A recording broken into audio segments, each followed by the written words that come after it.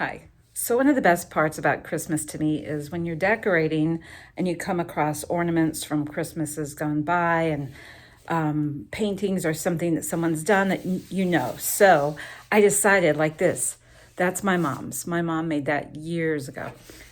So I decided that I had a Redbubble store that I used last year for something I had made for the drum show. So I thought, well, I think I'll make something this year. So I made this painting and I put it on the Redbubble store. And then I thought, well, maybe you guys would like to see how I did that and how you could do it too. So I hope you like it.